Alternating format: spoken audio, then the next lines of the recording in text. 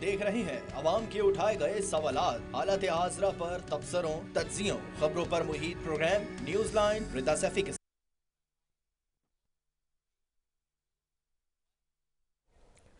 अस्सलाम वालेकुम। Programme news line के साथ मैं हूं मुनीबा गुल बाजवा।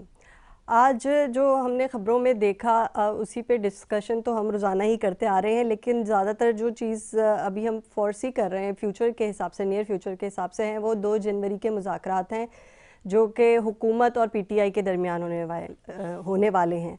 और हम उम्मीद करते हैं कि ये मुज़ाकरात अच्छे हों और इन मसाइल का हल जो है वो निकल सके। लेकिन मुज़ाकरात के हवाले से आज के बयानात बड़े इम्पॉर्टेंट हैं, मैं वो आपसे शेयर करना चाहूँगी कि मुज़ाकरात में अगर संजीदगी नज़र आई तब सिविल नाफरमानी की कॉल को वापस लिया जाएगा, ये शेख वकास साहब ने बयान दिया है। और असद कैसर साहब कहते हैं कि कमेटी बिल्कुल बाख्तियार है लेकिन फ़ैसले बानी पीटीआई करेंगे। मायने खेज़ मुज़ाकरात के लिए पीटीआई मुज़ाकराती टीम से मेरी मुलाकात करवाई जाए, ये बानी पीटीआई ने कहा इसके ऊपर। अच्छा, मुज़ाकरात की बातों पर और भी कई चीज़ आ रही हैं और अभी हम देख रहे थे अता साहब की भी प्रेस कॉन्फ्रेंस, और उन्होंने भी जो है 9 मई और 26 नवंबर के वाक़यात में जो गिरफ़्तार कारकुनान थे पीटीआई के, उस पे कहा कि मिलिट्री कोर्ट के हवाले से कि कोई ह्यूमन राइट्स कमीशन की तरफ से कोई भी ऐसी वायलेशन नहीं हो रही है, और अगर मिलिट्री कोर्ट में ट्रायल हो रहा है तो वो इस वजह से हो रहा है कि अगर आपने मिलिट्री की तनसीबात को निशाना बनाया है तो आप उन्हीं के कोर्ट्स में जो है वो जवाब देंगे या केस वहीं चला जाएगा। खैर, हम अपने फ़ोरम को ओपन करते हैं और गेस्ट पैनल को मैं आपसे इंट्रोड्यूस करवाती हूँ। लालचंद मल्ली साहब है, तहरीक इंसाफ से रहनुमा तहरीक इंसाफ के, आपको प्रोग्राम में खुशामदीद कहते हैं। अखवंज़ादा चटान साहब हैं, रहनुमा पीपल्स पार्टी के, आपको भी प्रोग्राम में खुशामदीद कहते हैं। सबसे पहले मैं चाहूँगी कि मैं अखवंज़ादा साहब से बात करूँ। अखवंज़ादा साहब, मुझे ये बताइएगा कि हम जब मुज़ाकरात की बात कर रहे हैं, अल्लाह अल्लाह करके जो है वो हुकूमत और पीटीआई बैठी है एक टेबल पर। अभी फॉर्मली उन्होंने अपना चार्टर ऑफ डिमांड नहीं दिया, वो 2 जनवरी को देंगे, लेकिन उन्होंने कहा कि 2 चीज़ों के ऊपर बिल्कुल कॉम्प्रोमाइज़ नहीं होगा। एक तो ये कि पीटीआई में बानी समेत तमाम जो सियासी कैदी हैं उनको रिहा किया जाएगा, और 9 मई और 26 नवंबर के वाक़यात पे जुडिशल कमीशन बनाए जाए। तो ये जो 2 एक पॉइंट्स इन्होंने ये रखे हैं, तो चार्टर ऑफ डिमांड में सबसे पहले पॉइंट्स ये होंगे, उसके बाद इनकी मज़ीद डिमांड्स होंगी। आप क्या समझते हैं? बिस्मिल्लाहिर्रहमानिर्रहीम। देखिए जी, हम तो मुफाहिमत के लोग हैं और हमेशा से बातचीत भी यकीन रखते हैं, और हमने हमेशा से मुज़ाकरात किए हैं, बातचीत की है, और बातचीत के ज़रिए इस मुल्क के मसाइल का हल निकाला है। आपको याद होगा कि 2008 में जब हमारी हुकूमत बनी तो सवात से पाकिस्तान का झंडा उतारा गया था, ट्राइबल एरिया पे रेट ऑफ द गवर्नमेंट ख़त्म हो चुका था, बलूचिस्तान में तराना बजाना बंद हुआ था।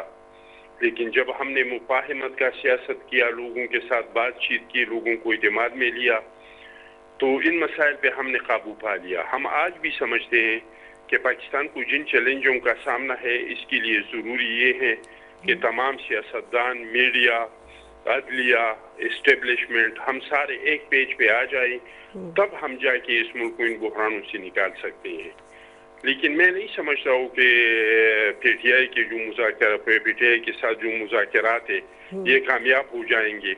हमारा साबिक जो मुशाहिदा है पीटीआई के बारे में, ये कोई पहली बार मुज़ाकरात तो नहीं हो रही है। नहीं तो ये इक़्तिदार में थे तो बानी तो पीटीआई जो है हमारे वो बहुत सारे मुज़ाकरात हुई हैं, लेकिन इसका कोई रिजल्ट नहीं निकला है। जी जी। फिर जब ये अपोजिशन में चले गए और इत्तेहादी हुकूमत बन गया, इस टाइम पे भी इनके और हमारे मुज़ाकरात हो गए थे और हम एक नतीजे पे पहुंच गए थे। लेकिन जब इमरान खान साहब के सामने बात चली गई तो उन्होंने कहा कि मैं तो इसको मानने पे तैयार नहीं हूँ। और मैं आज भी नहीं समझता हूँ कि कमेटी, अगर हमारी कमेटी के साथ कोई बात पे मुत्तफिक हो जाए तो इमरान खान साहब को वो काबिल कबूल होगा। अच्छा, लेकिन असद कैसर साहब ने तो एक तो मशरूत और मुज़ाकरात हो नहीं अखवंज़ादा सकते। साहब, मैं आपकी बात में ऐड करना चाहूँगी कि असद कैसर साहब ये कहते हैं कमेटी बिल्कुल बाइख्तियार है लेकिन फैसले बानी पीटीआई ने करने हैं, तो फिर बाइख्तियार कैसे हो गई कमेटी? नहीं, कोई बाइख्तियार नहीं है। दूसरी बात ये कि मशरूत मुज़ाकरात नहीं हो सकते। इन लोगों ने पहले से शराइत रखे हैं। अगर आप हुकूमत के सामने ऐसे शराइत रखेंगे जो वो काबिल अमल नहीं होगा तो कैसे मुज़ाकरात कामयाब हो जाएंगे? बानी पीटीआई पे कोई छोटे केस तो नहीं है, इस पे तो 9 मई का भी केस है जिसमें हमारे शहादा के मुजस्सिमों को गिरा के सड़कों पे घसीटे थे, जो मेजर अजीज भट्टी की तस्वीरों की तौहीन हुई थी, जो इमाम आलम की जिहाज को जिलाया गया था, तो वो ये कैसे होंगे? ठीक है, मैं लालचंद तो मैं मल्ली नहीं साहब से समझता हूँ कि ये मैं पीटीआई से जो मुज़ाकरात है ये कामयाब हो मैं जाएंगे। पीटीआई से भी मौक़िफ़ ले लेती हूँ। लालचंद मल्ली साहब मेरे साथ मौजूद हैं। लालचंद साहब, आपको मतलब असद कैसर साहब का ये बयान पढ़ के मैं भी खुद सोच में पड़ गई थी कि अगर कमेटी बिल्कुल बाख्तियार है लेकिन फ़ैसले बानी पीटीआई ने करने हैं, तो ये फिर बाख्तियार तो नहीं हुई कमेटी ना, क्योंकि अगर मुलाकात नहीं होगी बानी पीटीआई से और ये जो मुज़ाकराती कमेटी की जो उन्होंने डिमांड रखी है बानी पीटीआई ने, तो फिर किस तरीके से 2 जनवरी का चार्टर ऑफ डिमांड आप लोग बनाएंगे? मुनीबा, सबसे पहले तो मैं ये कहना चाहूँगा, हम समझते हैं कि मौजूदा जो हुकूमत है ये इलेजिटिमेट है, गैर आईनी है, गैर इखलाकी है, इनको हुकूमत में नहीं होना चाहिए था। मैंडेट पाकिस्तान तहरीक इंसाफ को मिला और इन्होंने आकर इस मुल्क पर कब्जा किया हुआ है और जबरदस्ती इस मुल्क पर काबिज है। ठीक है। अब ये हमने इनसे जब बातचीत की बात होती है तो ये समझते हैं कि पाकिस्तान तहरीक इंसाफ जो है इनको तस्लीम कर लिया। ये बिल्कुल हरगिज ऐसा नहीं है। आप उसकी मिसाल इस तरह हो, अगर कोई जहाज अगवा हो जाए और उसमें मुखबी हो और अगर इंतजामिया उन मुखबियों को जो बाहिफाजत आजाद करवाना चाहे और उनसे बात करे अगवाकारों से, और अगवाकार कह ले कि हम तो अब लेजिटिमेट हो गए क्योंकि हमसे बातचीत हो गई है, तो ऐसी हरगिज बात नहीं है। हम बातचीत, हमने खान साहब ने कमेटी बनाई है। हम चाहते हैं पाकिस्तान में जो गैर एलानिया मार्शला है वो खत्म हो, पाकिस्तान में जमहूरियत बहाल हो, पाकिस्तान में आइन बहाल हो। हमने अच्छी नीयत से एक कमेटी बनाई और कोई पेशगी शराइत नहीं रखी है। ये वो बातें हैं जो जाहिर सी बात है खान साहब समेत पॉलिटिकल बिजनेस की हम जो है चाहते हैं उनकी आज़ादी और 9 मई और जो अभी जो फरमा रहे थे ना अखुंजादा साहब, जो बड़ा दुख है इनको, तो हम यही चाहते हैं कि इनके दुख का मदावा हो।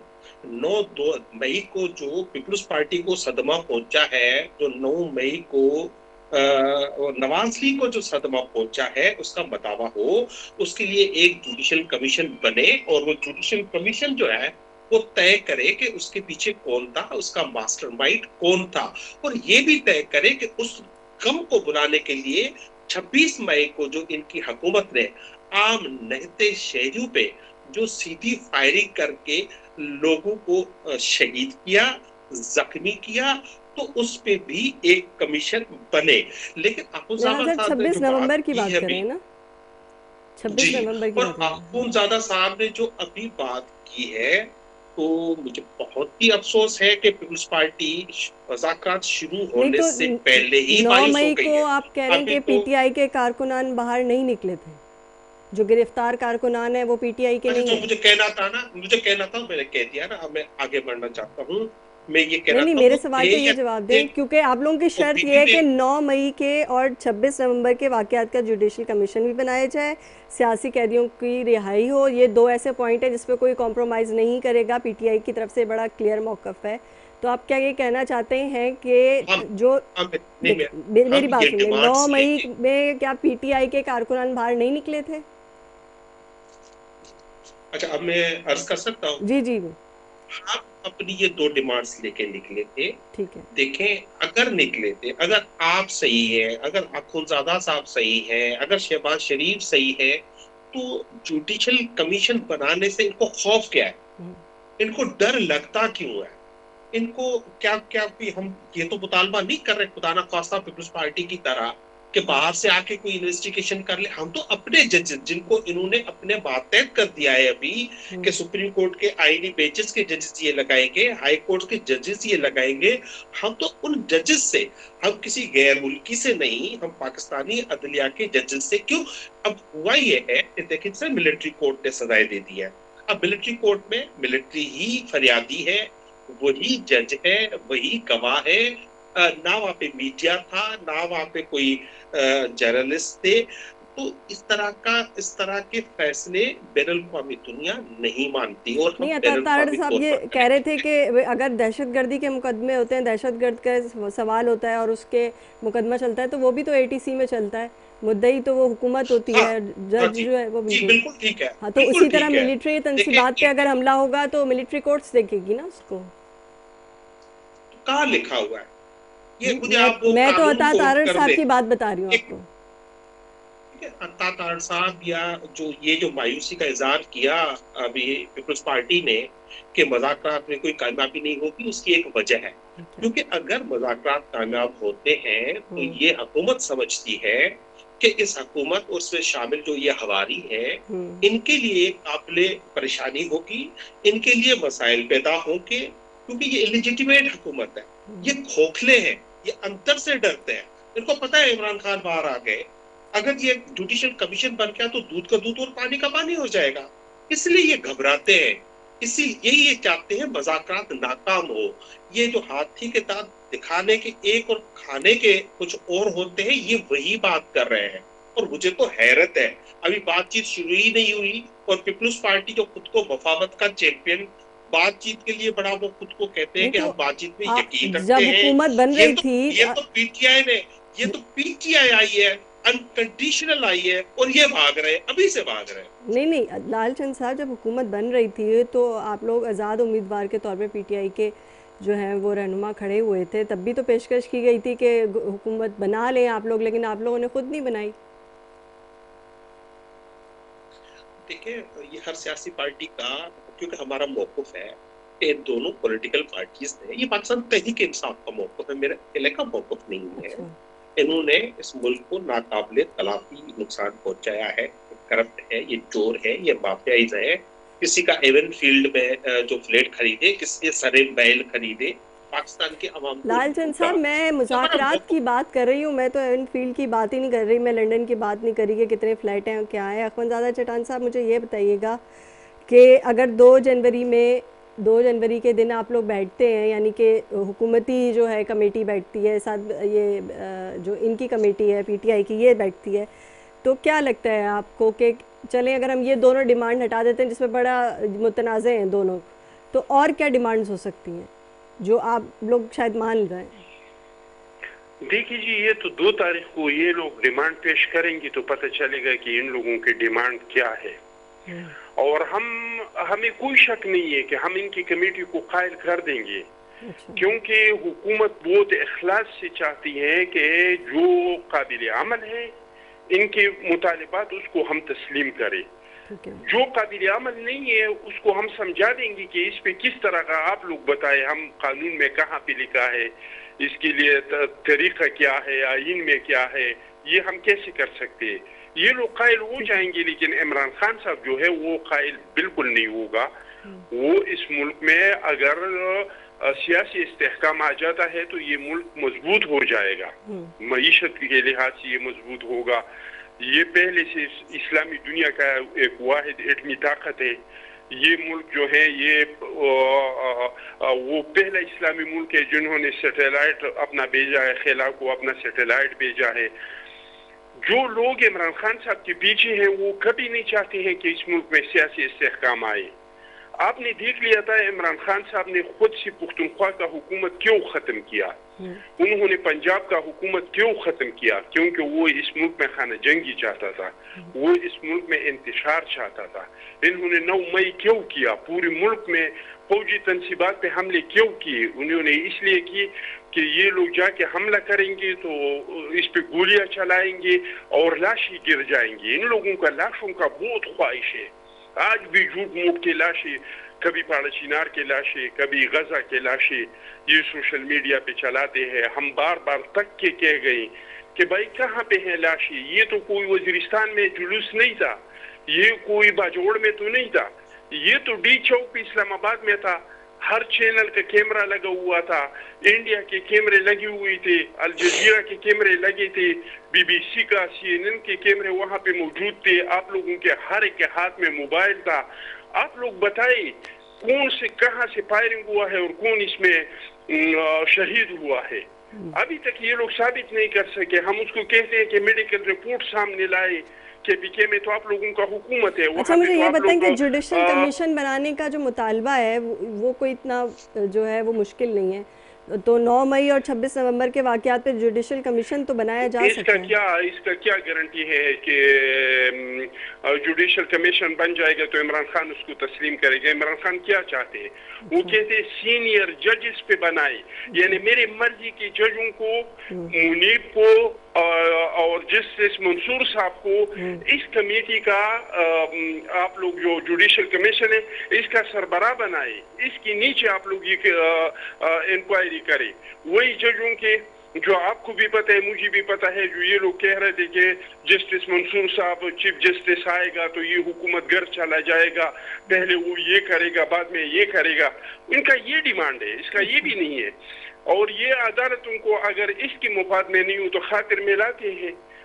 इस्लामाबाद हाई कोर्ट ने फैसला किया कि आप लोगों को इस्लामाबाद में नहीं आना है, आप लोगों ने री चौक पे नहीं आना है। आ गई कि नहीं आ गई? ये लोग पहले जो 36 पंचर की बात कर रहे थे कि 36 पंचर है, 36 पंचर है, इस पे जुडिशल कमीशन बना, फिर इन लोगों ने तस्लीम किया नहीं किया।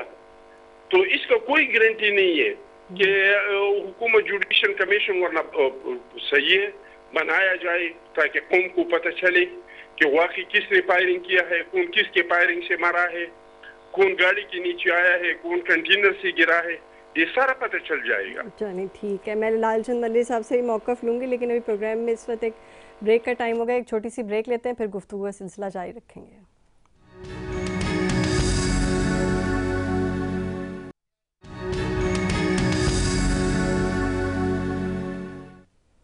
जी वेलकम बैक। और ब्रेक पे जाने से पहले जो है मौक़िफ़ ले रहे थे अख़वंज़ादा चट्टान साहब से, मैं लालचंद मल्ली साहब से पूछना चाहूँगी। लालचंद साहब, आपको मेरी आवाज़ आ रही है? जी बिल्कुल आवाज़ आ रही है। अच्छा, आपके जो पाकिस्तान तहरीक-ए-इंसाफ के मरकज़ी जो सेक्रेटरी इत्तलात हैं शेख वकास अकरम, उन्होंने एक बयान दिया और उन्होंने कहा कि मुज़ाकरात में अगर संजीदगी नज़र न आई तब सिविल नाफरमानी की कॉल वापस लेने पर सोचा जाएगा, यानी कि कॉल अभी तक जो है वैलिड है आप लोगों की? जी मुनीबा, बात ये है कि इमरान खान पे केसेस चल रहे हैं। जी जी। 9 मई के केसेस चल रहे हैं। 26 मई को जो लोग शहीद हुए और जख्मी किए गए वो अस्पतालों में मौजूद हैं।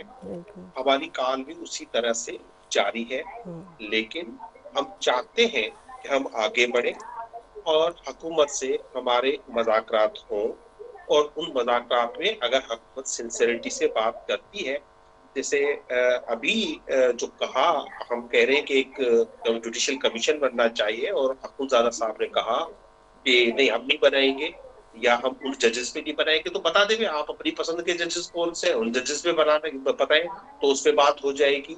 तो जब तक आपकी बिल नहीं होगी बातचीत करने की, तो जाहिर सी बात है ताली जो है दोनों हाथों से बजती है, एक हाथ से ताली नहीं बचती है। अगर प्रोग्रेस होगी तो सारे मामला बेहतरी की तरफ जाएंगे इंशाल्लाह। लेकिन जो सिविल नाफरमानी की जो तहरीक का ऐलान किया था वो वैलिड है, मैं ये पूछ रही थी, है यस या नो में बता दें। बिल्कुल वैलिड है, और जो हमने पहले से एक कहा हुआ है कि हमारी जो पॉलिटिकल कमेटी के लोग हैं या नेगोशिएशन कमेटी के लोग हैं, उनको, क्योंकि ये कॉल खान साहब ने दी है, इमरान खान साहब ने दी है, वापस ये कॉल उनको लेनी है, लेकिन वो अगर लेके वो कंसल्टेशन किससे करेंगे? जेलर से तो नहीं करेंगे। तो हमारी कमेटी बनी हुई है, हमने गुजारिश की हुई है कि आप उससे वो मुलाकात करने दें। कोर्ट के भी कई एहकामात हैं कि इनकी जो पॉलिटिकल लोग हैं पार्टी को, उनको इजाजत दी जाए इमरान खान साहब से मिलने की, वो इजाजत नहीं मिल रही। वो इजाजत मिल जाए तो जो सिचुएशन होगी वो खान साहब के रूबरू पेश की जाएगी और उसमें आखिरी फैसला खान साहब ही करेंगे। अच्छा, आपके नज़दीक जो है वो करंटली हुकूमत के लिए अगर सिविल नाफरमानी की तहरीक चलाने का ऐलान हो जाता है तो वो क्या है? सिविल नाफरमानी क्या होगी? देखिए, वो बड़े वाज़ेह तौर पर ये खान साहब ने कहा हुआ है कि वो अपील करेंगे अपने ओवरसीज पाकिस्तानीज को कि वो अपने रेमिटेंसेस को लिमिट कर दें। वो जितनी उनको जरूरत है उतने रेमिटेंसेस वो भेजें, बाकी रेमिटेंसेस वो विद होल्ड कर दें। लेकिन ये जो कॉल थी, ये संडे से पहले जब खान साहब आए थे कोर्ट में, जब मुलाकातें हुई तब ये कॉल दे दी गई थी फाइनलाइज करके। और जब ये कमेटी बैठी है तब से हमारा एक ही मुतालबा है कि हम चाहते हैं कि हम अपने मुतालबात जो फाइनल शेप में जैसे डिमांड हो रही है हुकूमत की जानिब से वो पेश करें, और जो सारी सूरत हाल है उसको उस सूरत हाल से खान साहब को आगाह करें। वो मुलाकात अभी तक नहीं होने दी जा रही डेलिबरेटली। जैसे वो मुलाकात होगी तो उस पे पॉलिटिकल कमेटी हमारी या मुज़ाकराती नेगोशिएशन जो कमेटी है वो पूरी सूरत-हाल सामने रखेगी, और क्योंकि कॉल खान साहब ने दी है तो वापस लेने का हक ही उनको ही है। ये जो बार बार बात हो रही है कि जो कमेटी है वो जो है उनको सारे इख्तियारात हैं लेकिन फैसला इमरान खान साहब करेंगे, तो देखिए ये हर पॉलिटिकल पार्टी का यही होता है। अब अगर पीपल्स पार्टी भी होगी तो उसकी कमेटी होगी, लेकिन फाइनली आखिरी फैसला बिलावल भुट्टो या जरदारी साहब करेंगे, और नवाज लीग में नवाज शरीफ करते हैं आखिरी फैसला। तो ये हर पॉलिटिकल पार्टी का फिनोमेना है। एक लीडर होता है, उसका इनपुट जो आता है उसके बाद ही कोई आखिरी शेप बनता है। अच्छा, ठीक है। अखवंजादा चटान साहब, आप मेरे साथ हैं, मैं आपसे भी सवाल पूछूंगी, लेकिन मैं अपने नाजरीन को बताना चाहती हूँ सिविल नाफरमानी होती क्या है। जो डेफिनेशन है जो कि एक पॉलिटिकल सिविल नाफरमानी की, वो ये है कि सिविल नाफरमानी एहतजाज का एक पुरअमन तरीका है जिसके ज़रिए हुकूमत से इख्तलाफ रखने वाले लोग हुकूमत के हर किस्म के टैक्स देने से इनकार कर देते हैं, ऐसी मसनूआत और ऐसी खिदमात का इस्तेमाल करने से गुरेज करते हैं जिससे सरकार को फ़ायदा पहुँचे। सिविल नाफरमानी सिर्फ टैक्स ना देने का नाम नहीं बल्कि हुकूमती कवानीन के बरक्स काम करने का भी नाम है। जैसा कि सरकार की जानिब से जहाँ अगर इज्तमा पे पाबंदी है वहाँ पे एहतजाज करना, शाहराहें बंद करने पर पाबंदी है तो शाहराहों को बंद करना वगैरह शामिल है। ये अमल अगर अवामी दायरा-कार में वसीतर हो जाए तो इससे हुकूमत को मुश्किलात का शिकार किया जा सकता है। तो ये तो सैबोटाज करने की बात है हुकूमत को। अखवंजादा चटान साहब, अगर ये सिविल नाफरमानी, अगर हम सिविल नाफरमानी की अगर बात करें तो देखिए, सिविल नाफरमानी का काम तो गांधी जी का भी कामयाब नहीं हुआ था। 2014 में ऐसे हालात में कि एस्टेब्लिशमेंट, अदलिया, मीडिया और पीटीआई ये सारे एक पेज पे थे और इस टाइम पे दिया था, उस टाइम भी कामयाब नहीं हुआ था। और इस बार भी आप देखेंगे कि सबसे पहले लालचंद साहब जाएंगे, अपना गैस का बिल भी जमा करवाएंगे, अपनी बिजली का बिल भी जमा करवाएंगे, जिस सड़क पे सफर करेंगे और जिस टुल प्लाजे पे पहुंचेंगे टुल प्लाजे का टैक्स भी जमा कराएंगे। रह गई ओवरसीज पाकिस्तानी बेचारे, तो ओवरसीज पाकिस्तानी न पैसे हुकूमत पाकिस्तान को बेचते हैं न पीटीआई को बेचते हैं। उन्होंने अपना घर छोड़ा है अपने बच्चों के लिए, अपने खानदान के लिए। वो वहाँ पे कमाते हैं तो इधर पैसे बेचते हैं, इस पे इनके बच्चों के फीस इन पैसों से जाते हैं, घर का राशन आ जाता है, मरीज के लिए दवाई आ जाती है, और इनका गुजर बसर जो है इन पैसों से होता है। तो वो लोग अपने खानदानों को पैसे बेचते हैं। इस खुशफहमी में अगर पीटीआई हो, पीटीआई आपको पता है कि डैम फंड ये और डैम सरकार जो था, चीफ जस्टिस मुश्तरका तौर पर डैम के लिए चांदा कर रहे थे, तो आप मुझे बताएं कि उन्होंने पूरी दुनिया में जितने ओवरसीज पाकिस्तानी इनको अपील किया तो कितने पैसे इनके फंड में आए थे। कहने वाली बातें तो और है, पीटीआई वाले सिर्फ कहते हैं। इससे कबल भी 2014 की जैसे आपने बात की कि 126 दिन के धरने के दौरान भी इमरान खान साहब ने सिविल नाफरमानी का ऐलान कर चुके थे और वो कंटेनर पे खड़े होकर उन्होंने अपने बिजली का बिल भी जमा करवाया था। लेकिन कुछ जब इस धरने के दौरान जो है, जब इन्होंने बिल जमा करा, जब बिल जलाया था उसके बाद बिल को जमा भी करवाया। तो आप सही कह रहे हैं कि ये चीज़ें, मैं ना यासीन आज़ाद साहब ने भी हमें ज्वाइन किया है, रहनुमाई मुस्लिम लीग नून से, मैं उनका भी मौक़िफ़ जानना चाहूँगी। यासीन आज़ाद साहब, आपने सुना होगा कि मैंने एक डेफिनेशन बताई जो कि एक डिक्शनरी की डेफिनेशन है या एक पॉलिटिकली डेफिनेशन है सिविल नाफरमानी की। तो ये तो सैबोटाज करने की बात है ना। अब जो चल रही है जैसे भी हुकूमत, उसको भी आप ना चलने दें, ये वो बात है। फिर एक तरफ आप मुज़ाकरात की बात कर रहे हैं और फिर हम कह रहे हैं वरना हम सिविल नाफरमानी की तरफ चले जाएंगे। देखिए, जिस तरह अभी कहा गया कि 2014 में भी इमरान खान साहब ने एक जलसा आम में सिविल नाफरमानी का ऐलान किया था, पर वो बुरी तरह से फेल हो गई थी।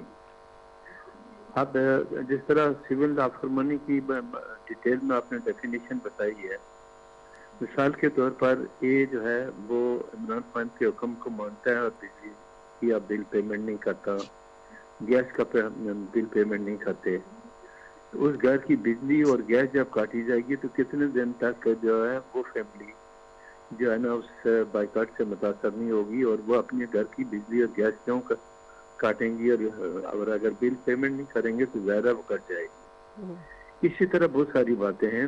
मैं हैरान इस बात पे होता हूँ कि एक तरफ हम मुज़ाकरात कर रहे हैं, दूसरी तरफ ये कहते हैं कि हर बात की इजाज़त जाके बानी पीटीआई से ली जाएगी। तो क्या जो आपने मुज़ाकरात की टीम बनाई है वो बानी पीटीआई की इजाज़त से मुज़ाकरात कर रही है या नहीं कर रही है? अमूमन ये होता है कि हुकूमत की तरफ से और अपोजिशन की तरफ से मुज़ाकरात के लिए जब कोई टीम बनाई जाती है तो उनको पूरे इख्तियारात के साथ दिया जाता है। पहले वो अपने मुज़ाकरात करते हैं, किसी फैसला को नतीजे पे पहुंचने के बाद होता ही है कि वो अपनी लीडरशिप को जाके फाइनल बताते हैं कि ये हमारे दरमियान कंप्रोमाइज हो रहा है, आप इसकी फाइनल अप्रूवल आपसे चाहिए। लेकिन अगर पीटीआई ये समझती है कि मुज़ाकरात से ये टीम जब मसलन 2 जनवरी को अगर आपका बाकायदा मुज़ाकरात होते हैं और 2 तारीख को आपके टर्म्स एंड कंडीशन के बाद फिर आप कहते हैं कि हमें हर तारीख पर बानी पीटीआई से मिलने दिया जाए, तो बानी पीटीआई जो इंस्ट्रक्शन देगा हम उसी पे अमल करेंगे। इससे साफ ज़ाहिर लगता है कि ये मुज़ाकरात किसी सूरत में कामयाब नहीं हो सकते। नंबर 2, क्या बानी पीटीआई को अपनी ज़ात से ज़्यादा पाकिस्तान अजीज है या अपनी ज़ात अजीज है? बाइकाट करने का मतलब ये हो गया कि आप पाकिस्तान की जो रियासत है आप उसको नुकसान पहुंचाने की कोशिश कर रहे हैं। आप पाकिस्तान के 25 करोड़ आवाम के मसाइल को बढ़ाने चाहते हैं, उनकी मुश्किलात को बढ़ाने चाहते हैं। क्या पॉलिटिकल लीडर का ये काम है कि वो अपने मुल्क को नुकसान पहुंचाए या मुल्क के फायदे का सोचे? सियासत में बहुत सारे लीडर माजी में भी जेलों में गए हैं और आपको याद होगा कायजा किंग केस में मियां नवाज शरीफ साहब को उम्र कैद की सजा हुई थी और पिटीशन फाइल की गई थी कि उनको सजाए मौत दी जाए, उसको कन्वर्ट किया जाए। लेकिन मियां नवाज शरीफ ने तो ये नहीं कहा था कि हम बंद जो है ना बाइकाट करेंगे, सिविल नाफरमानी करेंगे या करेंगे, किसी भी लीडर ने आज तक ये नहीं किया। यहाँ पीटीआई के साथ प्रॉब्लम यह है कि ये हर बात अपने मफाद को सामने रख के करते हैं, पाकिस्तान के मफादात को सामने नहीं रखते। मिसाल के तौर पर मुज़ाकरात फेल हो जाते हैं तो वो कहते हैं हम अपील करेंगे कि बैरूनी दुनिया में जो हमारे पाकिस्तान भाई रिवेंटेंस बैठते हैं पाकिस्तान के अंदर वो ना भेजें। तो उसमें नुकसान किसका है?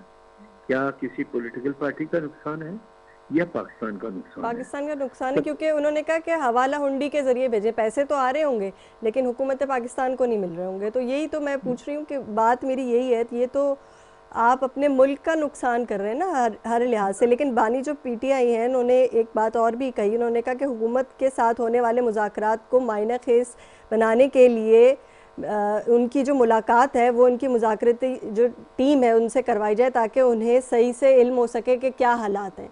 तो इसका मतलब है उन्हें इल्म ही नहीं है कि अभी हालात क्या चल रहे हैं इस वक्त। यही बात मैं कह रहा था कि इसका मतलब यह है कि जो टीम उन्होंने बनाई है उस टीम को बानी पीटीआई ने मुकम्मल तौर पर मुज़ाकरात करने की इजाज़त नहीं दी है। उनका कहना यह है कि हर तारीख पे मीटिंग हो और मीटिंग के बाद बीच में 3-4 दिन का मार्जिन रखा जाए, बानी पीटीआई से मुलाकात की जाए, वो उनको जाके बताएंगे कि हमारी ये बातचीत हुई, तो बानी पीटीआई ने कहना कि ये मुज़ाकरात का तरीका कर रही वो बताएंगे। मैं हैरान हूँ कि आपकी जो मुज़ाकरात की टीम है लास्ट डेट पे राजा सलमान अकरम, हामिद खान, ये लीगल एक्सपर्ट हैं, बरताब के लीगल एक्सपर्ट में शुमार होता है, वो शामिल नहीं हुए। कल मैं एक चैनल में राजा सलमान अकरम को सुन रहा था कि उसने कहा आइंदा मीटिंग में हम जाएंगे। तो मुज़ाकरात का मतलब ये होता है कि जो टीम बनाई जाती है उनको मुकम्मल इख्तियारात दिए जाते हैं, वो जाएं, बातचीत करें और जब फैसला को नतीजे पे पहुंचे तो उसकी फाइनल अप्रूवल जाके अपने कायद से दें। लेकिन मैं यहाँ हैरान हूँ कि यहाँ बिल्कुल डिफरेंट पोजीशन है और मैं पहले भी कई दफ़ा ये बात कह चुका हूँ कि ये जो मुज़ाकरात हो रहे हैं ना, आप कुछ भी कर लें, इनके मुज़ाकरात की कामयाबी के इम्कानात मुझे इसलिए नज़र नहीं आते कि आप 9 मई के हवाले से भी कहते हैं एंटी कमीशन बनाया जाए, और 9 मई में जो 25 आदमी या 26 आदमियों को अभी सजाएं हुई हैं, वो तो पीटीआई के लोग हैं ना। उन 25 आदमियों की फैमिली पे क्या गुजरती है? क्या पीटीआई के लोगों ने जाके कभी उनसे पूछा कि उनके खानदान के लोग अपनी जिंदगी किस तरह से गुजार रहे हैं? शाह महमूद कुरैशी साहब जेल है, उनको उन्होंने बाकायदा शिकायत की कि मैं भी पार्टी लीडर हूँ, लेकिन कोई आदमी मुझसे मिलने के लिए नहीं आता। और शाह महमूद कुरैशी साहब को तो कोई पूछ ही नहीं रहा कि वो बंदा जेल में है भी है या नहीं है। क्या सिर्फ बानी पीटीआई जेल में है, बाकी लोग जेलों में नहीं है? उन पे क्या गुजर रही है वो उनको नजर नहीं आता। तो अगर आप ये चाहते हैं कि सिर्फ इसका फायदा सिर्फ आपकी जात को मिले, आपकी पार्टी के दूसरे लोगों को ना मिले, और बानी पीटीआई की मर्जी के मुताबिक मुज़ाकरात ना हो, तो वो कहेंगे जी मुझे मंजूर नहीं है, फिर हम अपील करेंगे सिविल लॉ फरमानी शुरू कर दें। ये मजाक जो है ना पाकिस्तान के साथ बंद होना चाहिए। अच्छा यासीन आज़ाद साहब, आपके सॉरी बात कट कर रही हूँ मैं, आपके भी जो मैंने पॉइंट ऑफ व्यू सुना और अखवंज़ादा चट्टान साहब का भी पॉइंट ऑफ व्यू जो मैंने सुना, दोनों तकरीबन मिलता जुलता है, क्योंकि आप लोग इतने 100% क्या कहूँ मैं 70% भी जो है आप लोग पुरुमीद नज़र नहीं आते कि शायद ये मुज़ाकरात कामयाब हो जाए। इसकी असल वजह जो है वो बानी पीटीआई हैं, जो जहाँ तक मुझे समझ में आया है। देखें, अगर ये मुज़ाकरात कामयाब नहीं होंगे तो बानी आप सोलो करना है, किसी और से भी बात करनी है? नहीं, मैं लालचंद साहब आपके पास भी आ रही हूँ। जी, मुझसे बात की है मैडम आपने? मैंने आप दोनों से, अखवंज़ादा साहब से भी और इनसे भी बात की है। लालचंद साहब वेट कर रहे हैं ताकि उनका भी मौक़िफ़ आएगा। हाँ जी, मैं सिर्फ यही बात कर रहा था कि मुज़ाकरात करने हैं तो पूरी ईमानदारी से, दयानतदारी से, और जो टीमें दोनों हुकूमत ने दी हैं या बानी पीटीआई ने दी हैं उनको मुकम्मल इख्तियार दे के भेजें, और पहले जब इनकी मीटिंग होती है तो उसी वक्त तय कर लें कि इन निकात पे बातचीत होगी। अगर इन निकात पे बातचीत नहीं होती तो फिर बात नहीं करेंगे, पर टाइम लोगों का क्यों ज़ाया करते हैं? ठीक है।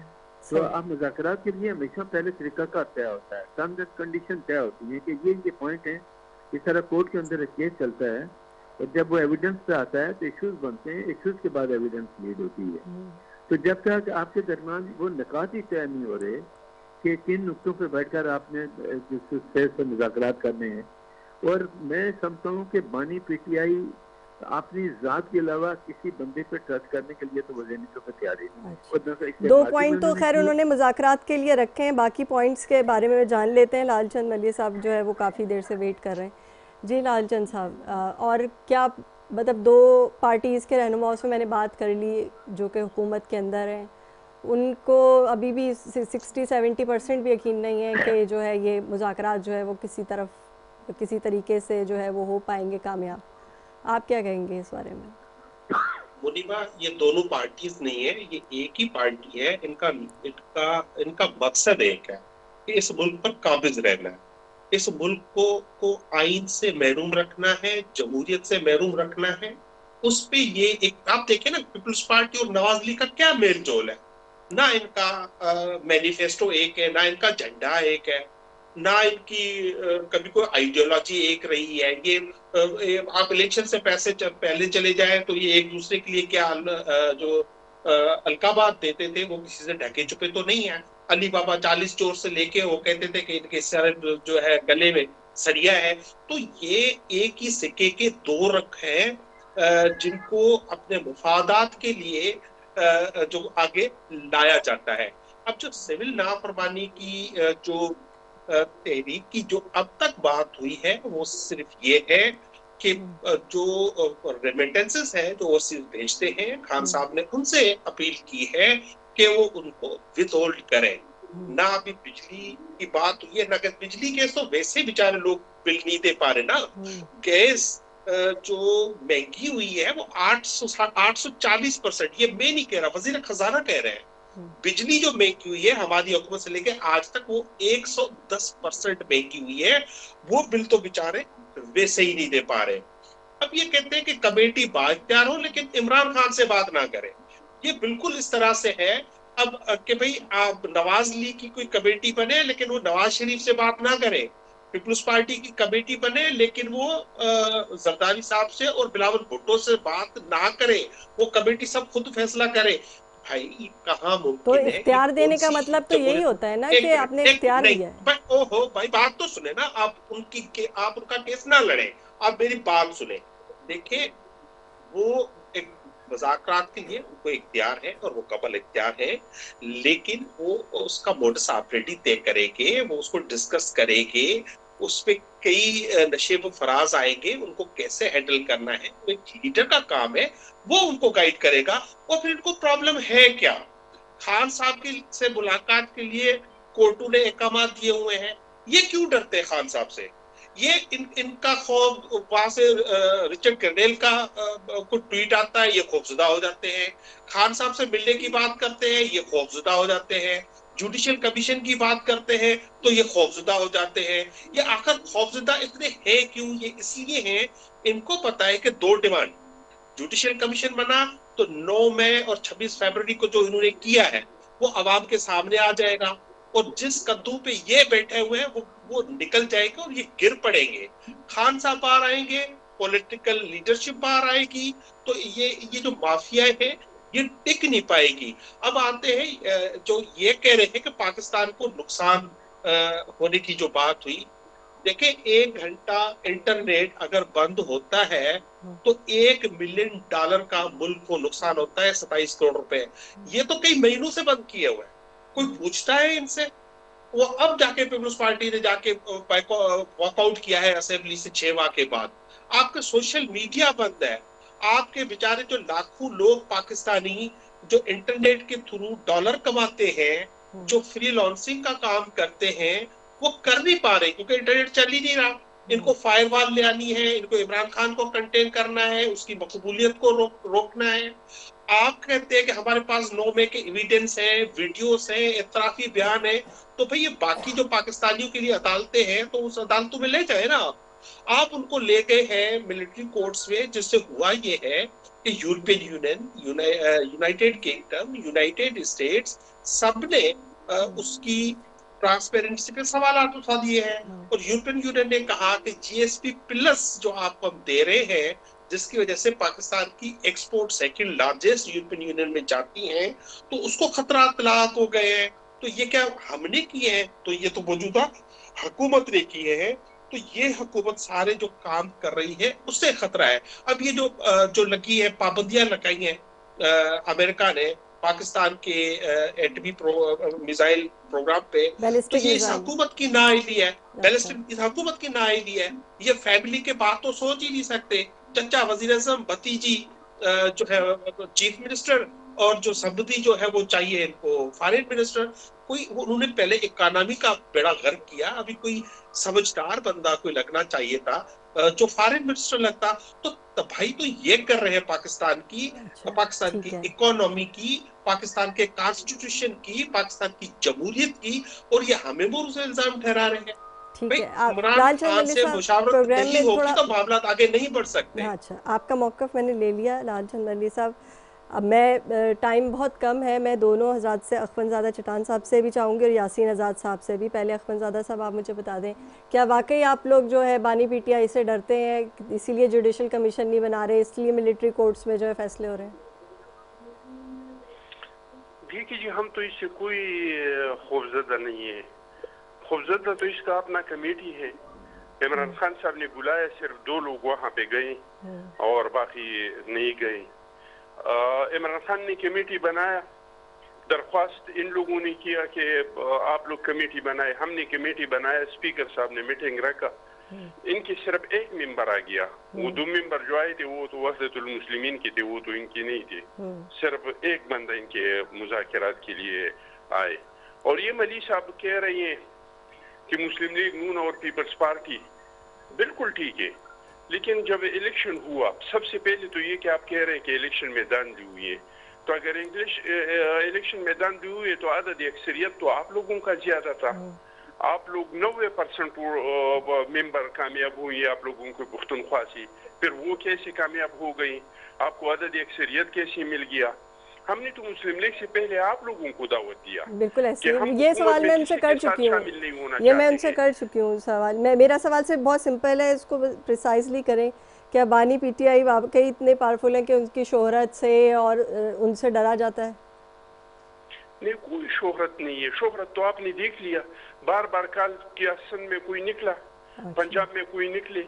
अभी रिसेंटली 2 इलेक्शन हो गई, एक रहीम यार खान में हुआ, हमने पीटीआई को 52,000 वोटों से हराया। एक अभी पंजाब में हुआ तो 40,000 वोटों से मुस्लिम लीग नून ने हराया। अच्छा, तो कैसे पॉपुलर? मैं यासीन आजाद साहब से भी ले लूं मौक़िफ़ कि दांती हुई है तो ये सिस्टम का हिस्सा क्यों बने हैं? अच्छा, यासीन आजाद साहब आप क्या कहेंगे कि बानी पीटीआई से, जैसे लालचंद मलिक साहब कह रहे थे कि उनसे खौफ है, उनसे डर है कि अगर वो बाहर आ जाएंगे तो शायद निज़ाम चेंज हो जाएगा, हुकूमत गिर जाएगी, हाईजैक किया हुआ है इस हुकूमत ने, इन्होंने तो हॉस्टेज सिचुएशन की एग्जाम्पल भी दे दी, क्या कहा जाए इस पर? तो क्या वाकई ऐसा है कि आप इन लोगों की शोहरत से डरते हैं? बानी पीटीआई से हम खौफजदा नहीं हैं। बानी पीटीआई साहब खौफजदा हैं फैज हमीद से, जिनके खिलाफ मिलिट्री कोर्ट में चार्जशीट पेश हो चुकी है और मुज़ाकरात भी उसी डर की वजह से वो कर रहे हैं कि कहीं फैज हमीद ने अगर मिलिट्री कोर्ट के अंदर बाद चीज़ों का इंकशाफ कर दिया जिसके इम्कानात बहुत ज़्यादा हैं जी, तो ऐसी सूरत में उनके बचना फैज हमीद के साथ साथ मुश्किल हो जाएगा। इस बात का उनको बखूबी अंदाजा है। हमारे दोस्त मिलिट्री कोर्ट की बात करते हैं, इनके दौर में 15 आदमियों के खिलाफ मिलिट्री कोर्ट में केस चले और उनको सजाएं हुई। उस वक्त तो ये बिल्कुल जुमला मुझे मिलिट्री कोर्ट के खिलाफ नहीं बोले, बल्कि उनको फेवर किया गया। और मैं हकीकत बताऊं कि इस वक्त बानी पीटीआई सबसे ज्यादा खौफजदा जो है वो फैज हमीद के खिलाफ जो चार्जशीट पे पेश की गई है समरी मिलिट्री कोर्ट में, उनको इस बात का खतरा है कि अगर उन्होंने बयान में ये कह दिया कि मैंने जो कुछ किया उस वक्त के प्राइम मिनिस्टर के कहने पे किया, मैं उनके कंट्रोल में था, जो उनके पावर थी, उन्होंने वक्तन फक्तन जो मुझे डायरेक्शन दी मैंने उसके मुताबिक काम किया। बानी पीटीआई के खिलाफ अगर फैज अमीर ने ये कह दिया कि 9 मई के वाक़यात में हम लोग इन्वॉल्व हैं, हमने बाद जगहों को नुकसान पहुँचाया मिलिट्री तनसीबात को, तो ऐसी सूरत में बानी पीटीआई का बचना मुश्किल हो जाएगा।